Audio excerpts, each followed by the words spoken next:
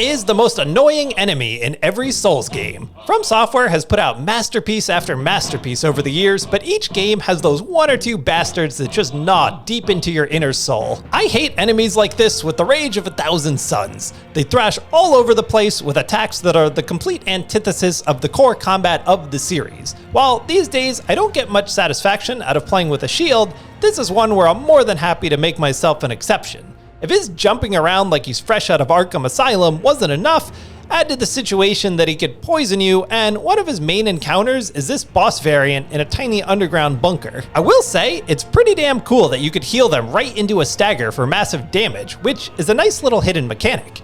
Apparently, as the Royal Revenant is grafted, this heals the individuals inside it and not the body as it is now.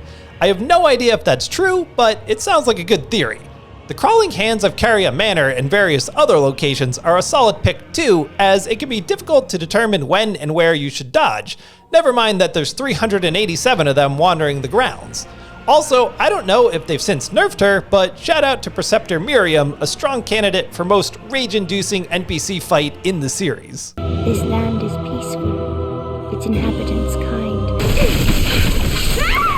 In Dark Souls, there are two prime candidates that stick out. The obvious answer would be the skeleton wheels, which praise the sun they've been slowly nerfed with each passing game. You either have to play insanely precise and patient, or have a shield with high physical resistance, or this unruly bunch will mow you down like the hero in an 80s action movie. Never mind the grin on their face as they pick up their wheels in satisfaction to run you down. I don't know if they have a mouth, but if they do, they're definitely laughing in our faces.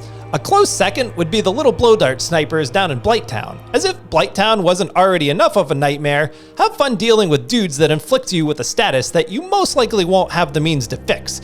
If they get you, the inflicted toxic deals damage of 32 HP per second for 10 minutes. Yeah, if you don't have a purple blooming moss clump, you're screwed, especially in a first run when you don't know where the bonfires are. These little guys have stolen enough insight from me to provide eyes to all of Yharnam.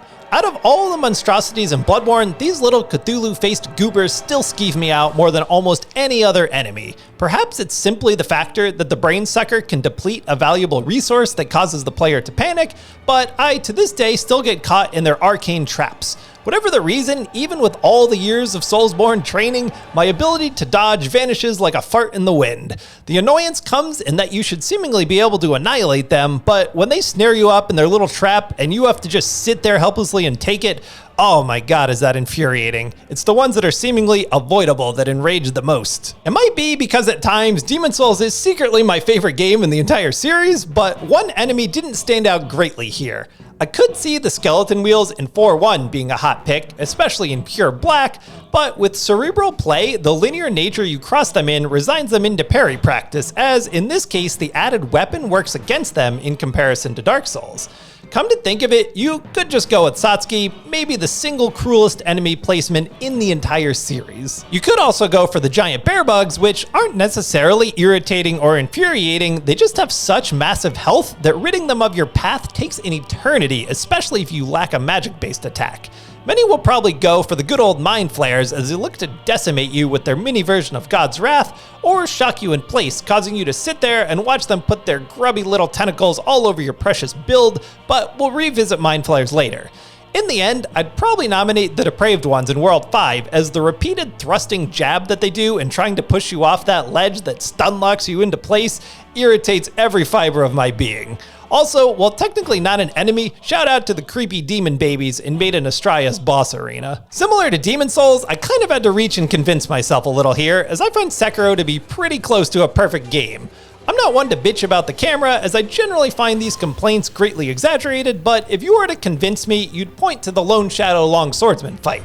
This one is pretty indefensible, as I've seen a number of top-tier players even cheese this guy rather than fight him straight up. As it turns out, placing an enemy that spins and moves all over the place in a tiny corridor, in this case, the Well We Awaken, doesn't create the best combat. These whirling dervishes exist in a variety of enemy mobs all over Ashina, which gives you plenty of practice. Contrarily, the purple and black ninja gear is slick, along with the thematic one arm and spinning attacks are clever, but that doesn't make them any less annoying to fight. The Mibu village people that reach up and grab you can be a nuisance as well, but are easily avoidable once you know they're there.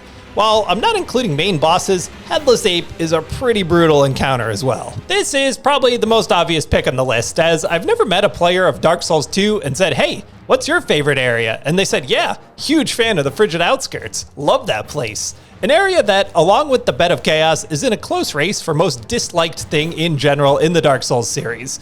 Being a big fan of Christmas and living in an area that gets snow, I associate Reindeer with warm and fuzzy feelings, which From Software manages to curb stomp into a pile of coal. To make matters worse, as you all know, this treacherous journey devoid of checkpoints ends in the good old double-up boss.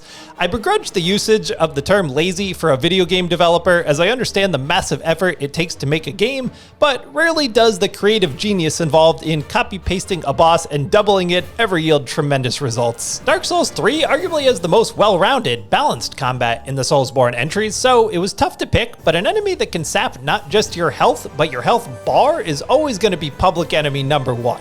It's almost more infuriating that they're not even in a rush to attack you. They waddle over in the delight of your vanishing vigor and their devious tactics. Come to think of it, the Irithel dungeon is obviously modeled after the Prison of Hope, also known as the Tower of Latria in Demon Souls, which houses the very similar Mind Flayers.